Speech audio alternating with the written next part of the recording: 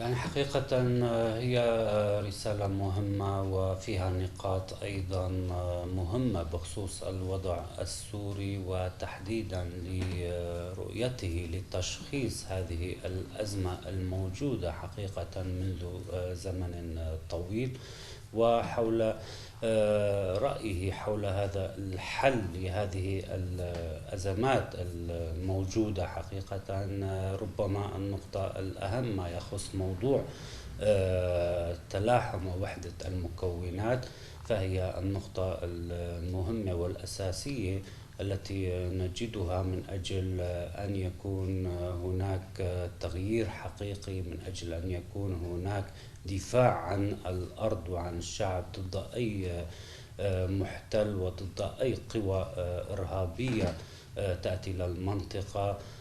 فهذا شيء هو نقطة أساس للانتقال نحو مجتمع حر، مجتمع ديمقراطي، نحو سوريا الجديدة. نعلم بأن السنوات الماضية من الحرب السورية والتي كانت من ضمن أهدافها هو إحداث شرخ بالمجتمع، شرخ ما بين المكونات في المجتمع السوري، إن كان مكونات قومية أو دينية، وتلاعب تلك القوى بهذه التعددية الموجودة في سوريا.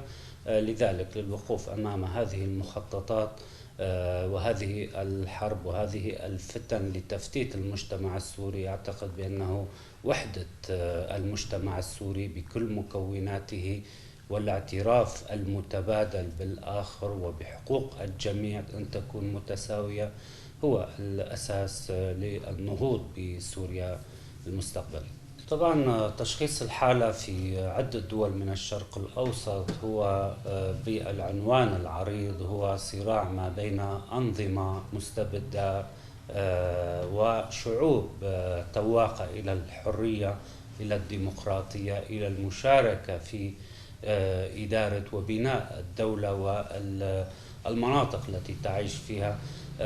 فهذا الشيء دائما هو موجود عبر مراحل تاريخية أيضا ووصولا إلى هذه المرحلة.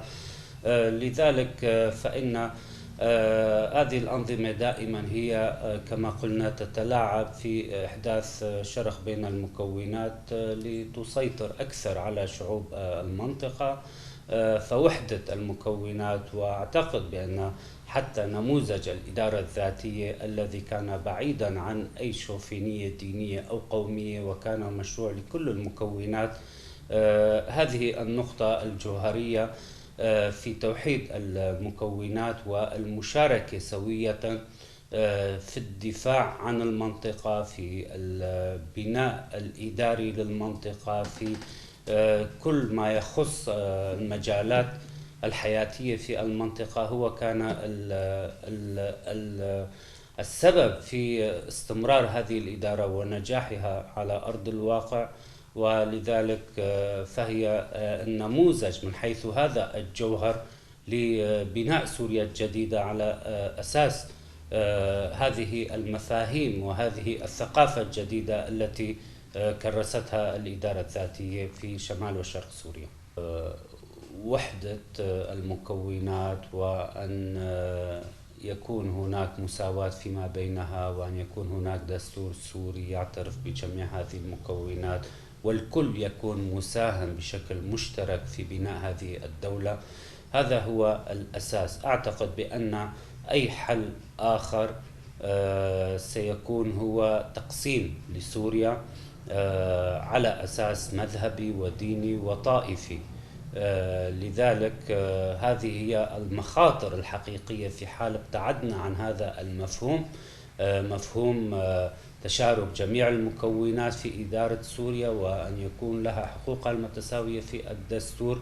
هذا هو الأساس. فأي حل غير ذلك فهو الذهاب لتقسيم المجتمع السوري، وبالتالي مستقبلا أيضا تقسيم للجغرافيا السورية.